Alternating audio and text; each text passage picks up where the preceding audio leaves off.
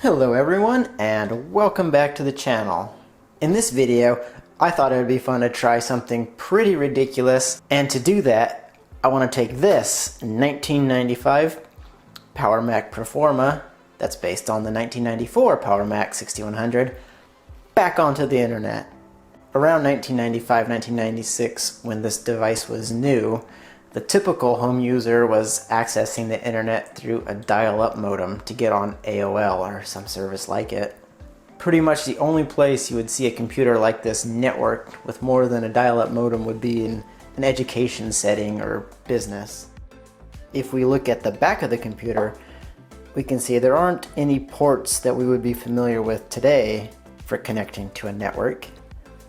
Over here we have the port for plugging in a modem to dial up to AOL. But say you wanted to connect to something faster than dial-up. Say something like a 10BASE-T Ethernet network. Well, you can see there is no RJ45 port on the back of this like we would be familiar with today, but we do have this, an AAUI port. And the AAUI stands for Apple Attachment Unit Interface. And it was Apple's short-lived answer to connecting computers to Ethernet networks.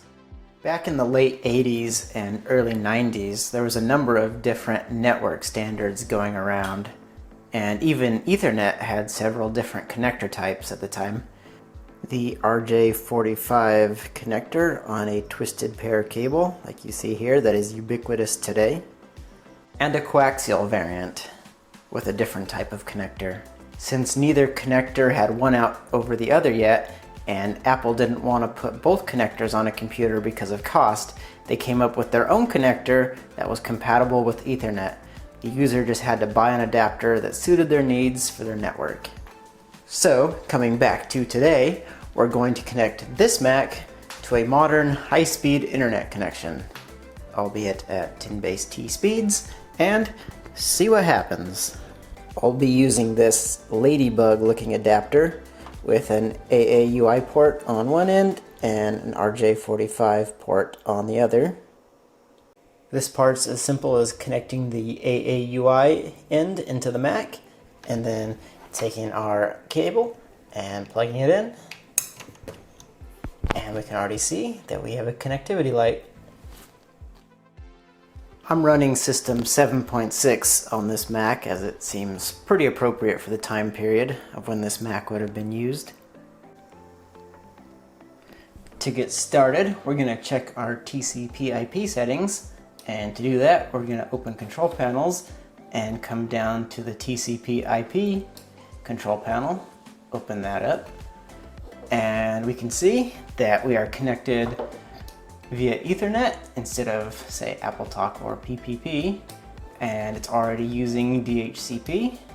We could manually set things up, but we don't have any need to. And I'm surprised how simple and easy they made it to connect to a network back in the mid-90s. As long as your network hardware was already configured properly, this computer is essentially just plug and play to getting on a network. Which is surprising because if you're familiar with using computers in the 90s, especially DOS and Windows, you know it can be a bit of a pain to configure things and deal with drivers, but in this case, it's already done. So we can now go get on the internet. So I've used this totally random AT&T CD from the time period to install Internet Explorer 4.5. It just so happened that the CD had the Mac version on it, so I've used that. So let's start Internet Explorer 4.5 and see what happens. Oh, there it goes. Microsoft Internet Explorer 4.5 Macintosh Edition. And there's our Explorer window. Got our AT&T logo from the installer I used. So let's just see if it loads anything. Of course, that website probably doesn't exist anymore.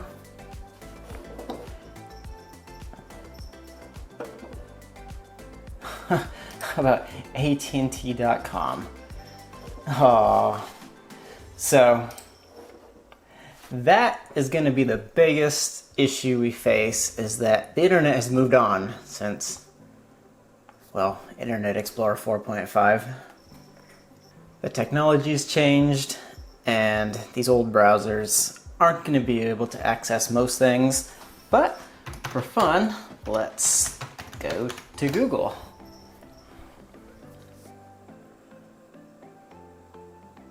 And it's loading, and there we go. We are on the non-HTTPS version of Google. Image doesn't want to load, but we do have a search bar. It's pretty awesome that this ancient computer can still get on the internet. So let's just say, oh, I'm interested in what Apple's up to nowadays. And what is a search result gonna look like?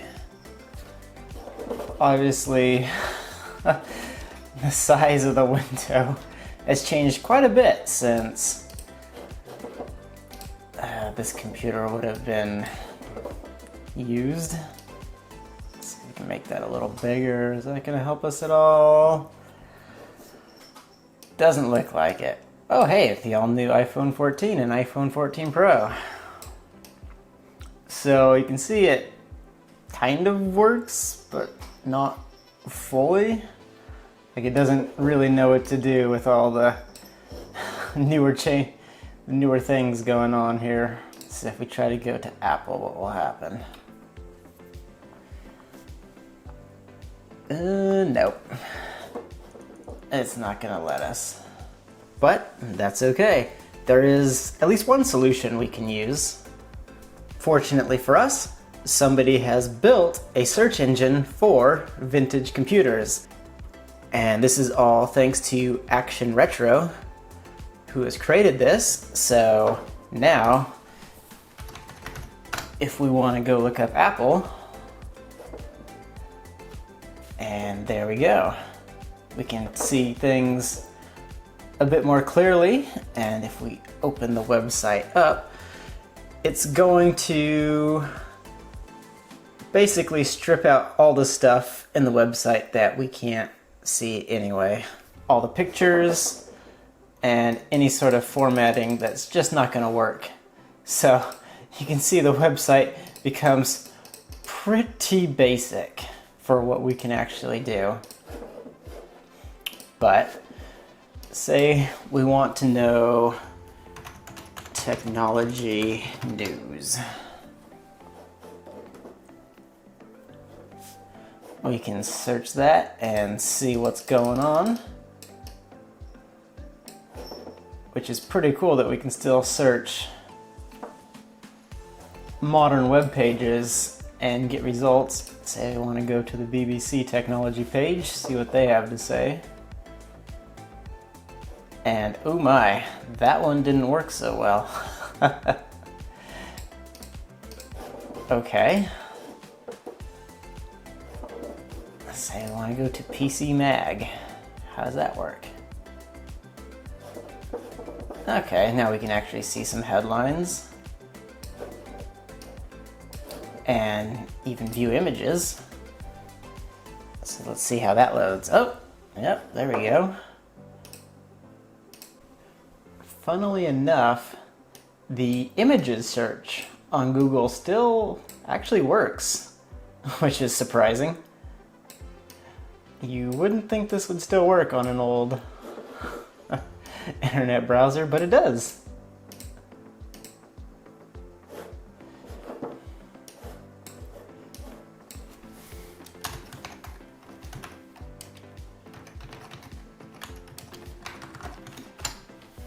Let's see if we can look up our computer.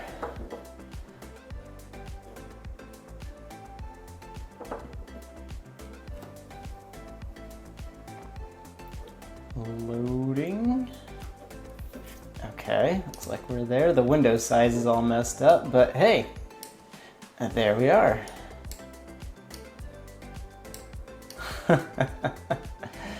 That is too funny. So I think it's awesome and amazing that this works as easily and as well as it still does.